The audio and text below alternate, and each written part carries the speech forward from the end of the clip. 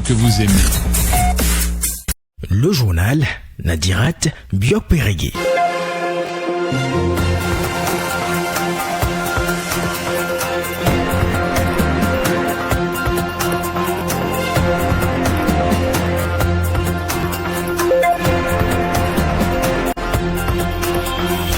Nous sommes mardi 24 octobre 2023. Merci de préférer Radio Afrique Santé pour vous informer.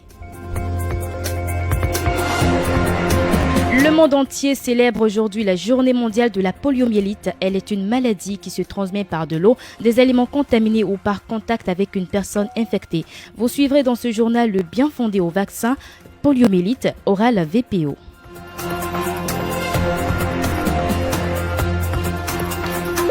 À la une également, on va parler de l'ulcère, les manifestations cliniques pouvant permettre de détecter cette maladie et les confusions qu'on pourrait avoir quand elle est maltraitée. Voilà pour l'essentiel en titre. Bonjour et bienvenue au journal.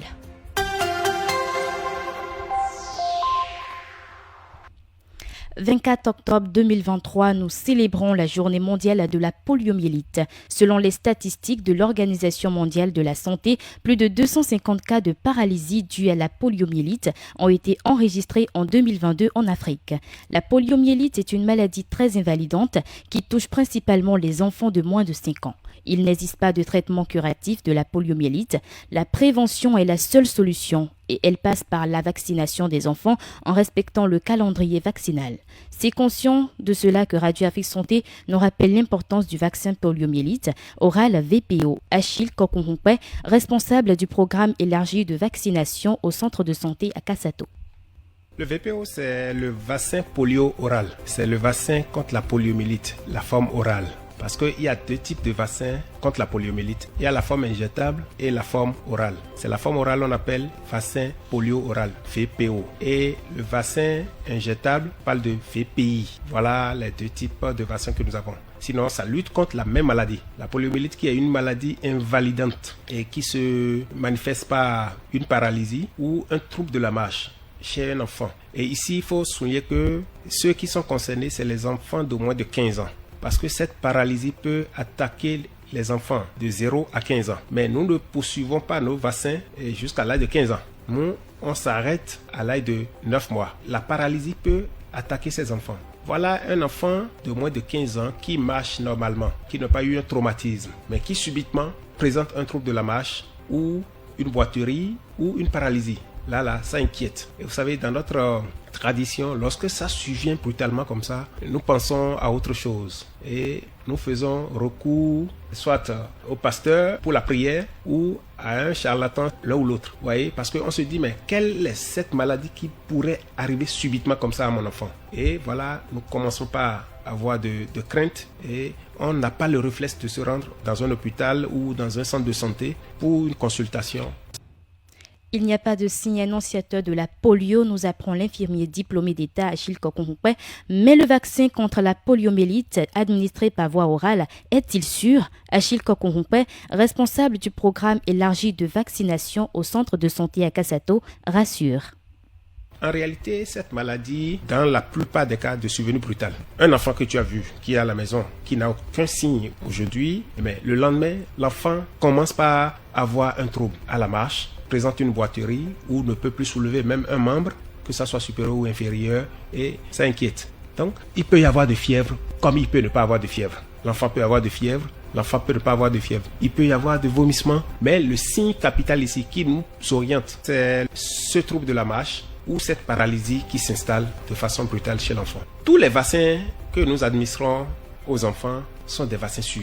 Et c'est des vaccins qui ont été testés depuis l'usine de fabrication jusqu'au transport et jusque même à la descente, à la réception, même avant la distribution. C'est des étapes que les politiques suivent pour envoyer ces différents types de vaccins sur le marché. Donc on n'envoie pas des vaccins dans un pays n'importe comment et on n'envoie pas n'importe quoi également. Donc c'est des vaccins qui sont sûrs et qui permettent effectivement de lutter contre la maladie. Nous revenons sur l'ulcère dans ce journal. C'est une maladie courante et chronique dont les causes sont endogènes ou exogènes. Il est gastrique quand la perte de substance est remarquée au niveau de l'estomac, soit duodénal quand il a rapport au duodénum. Et enfin, gastro-duodénal, lorsque l'estomac et le duodénum sont touchés à la fois. Mais quels sont les signes cliniques permettant de reconnaître l'ulcère? Docteur Ange Merou, médecin généraliste en service à l'hôpital de zone de Savet, explique. C'est une symptomatologie assez typique. Il s'agit de douleurs épigastriques au niveau de l'épigastre qui est le creux, d'accord, au niveau de la poitrine pour que les gens puissent le localiser plus facilement, d'accord. Donc ce sont des douleurs épigastriques sans irradiation. Ce sont des douleurs à type de crampes, à type de faim douloureuse, qui peuvent être aussi à type de brûlure. Et d'habitude, ces douleurs-là sont calmées par la prise des aliments. C'est-à-dire que lorsque vous avez ces douleurs, vous mangez, vous avez la sensation d'une sédation de cette douleur-là. Et sont également calmées par la prise d'antiacides. Ces douleurs sont rythmées par les repas, avec d'habitude un intervalle libre d'1 à 3 heures de temps. Donc, lorsque vous sentez ces signes-là, ces signes précurseurs, l'idéal, c'est d'aller consulter un médecin le plus tôt possible pour qu'il puisse poser le diagnostic et vous prendre en charge. Généraliste Ange Merou, un ulcère maltraité pourrait conduire à des complications. Au nombre de ces complications, des hémorragies digestives, des transformations cancéreuses, etc. Le médecin fait part ici de la prise en charge de l'ulcère. Concernant le traitement de l'ulcère gastro-duodénal, il fait recours à des médicaments qu'on appelle les IPP, les inhibiteurs de la pompe à protons, qui inhibent la pompe à protons afin de diminuer l'acidité en milieu gastrique. Donc, comme exemple, nous avons l'oméprazole, le rabéprazole. Il y en a de plusieurs types, Également, pour éradiquer l'hélicobacter pylori, ce traitement est accompagné d'une antibiothérapie, soit de l'amoxicilline associée à de la clarithromycine ou de l'amoxicilline associée à de la métronidazole. D'accord? Donc, référez-vous à votre médecin traitant pour qu'il vous les prescrive et qu'il vous donne la posologie. En général, le traitement dure 10 jours. Et surtout, il est important, après la fin du traitement, de procéder à une endoscopie digestive haute pour se rassurer de la cicatrisation de toutes les lésions avant de déclarer que la personne est guérie. Et bien sûr, tout cela est accompagné des mesures hygiéno-diététiques. Il s'agit de quoi par rapport à l'ulcère? C'est d'éviter de rester à jeun. Il faut au moins pouvoir prendre les 3 repas la journée. Il faut éviter les aliments épicés. Il faut également modérer l'alcool. Mais il est important de ne pas se soigner seul, de ne pas s'auto-soigner, de ne pas procéder à une automédication. L'ONG Secours Enfants et Femmes SEF a organisé ce week-end une campagne de sensibilisation intitulée Hackathon. Cette campagne est axée sur le thème « Sein, estime de soi pour vaincre le cancer du sein ». Pour Nadège Bignon-Anago, spécialiste genre et inclusion sociale, présidente de l'ONG Héroïne d'aujourd'hui, l'importance de cette organisation n'est plus à démontrer en raison de la gravité du cancer du sein chez la femme.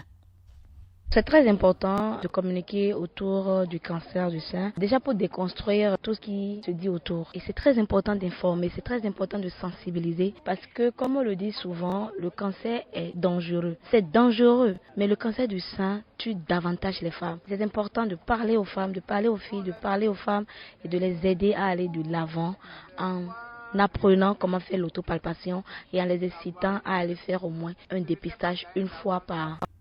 À l'issue de cet événement, les participants sont mieux à guérir. Quelques-uns s'expriment. Que ça m'a vraiment intéressée parce que ça touche la jante féminine. C'est question de santé, faut pas blaguer avec. Donc tout ce qui concerne les seins, je pense que on nous a vraiment parlé de tout ce qu'on peut faire pour lutter réellement contre le cancer de sein parce que ça ne pardonne pas. Au cours de cette séance, moi j'ai retenu que le cancer du sein, c'est une maladie qu'on doit prévenir et que les femmes doivent s'auto-palper pour prévenir cette maladie. Cette campagne de sensibilisation s'est tenue à l'université d'Abomey-Calavi. C'est ainsi que s'achève l'Info Santé 9h. Présentation Nadirat Biop-Pérégué, réalisation Rachel Passassi, collaboration technique Tibus Hariri-Renaud. Bonne journée à tous.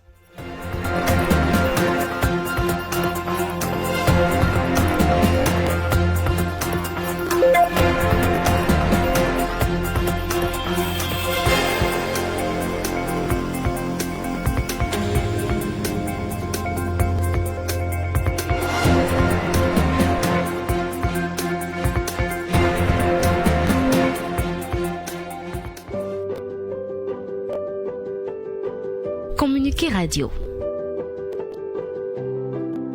Vous ne savez pas si vous souffrez d'une hypertension artérielle, d'une insuffisance rénale ou d'un diabète. Vous n'avez peut-être jamais entendu parler de ces pathologies. La clinique Divine Miséricorde Calavi, en collaboration avec la mairie d'Abomey-Calavi, vous invite au dépistage gratuit du diabète et à une campagne de sensibilisation sur l'hypertension artérielle, l'insuffisance rénale et le diabète. Cette campagne va se dérouler du jeudi 2 au samedi 4 novembre 2023 de 9h à 17h à la mairie d'Abomey-Calavi. Notez bien, les médecins spécialistes tels que le néphrologue, le diabétologue, le cardiologue et le nutritionniste feront des communications sur ces différents thèmes. Ne ratez pas cette opportunité car la santé est un bien précieux à conserver.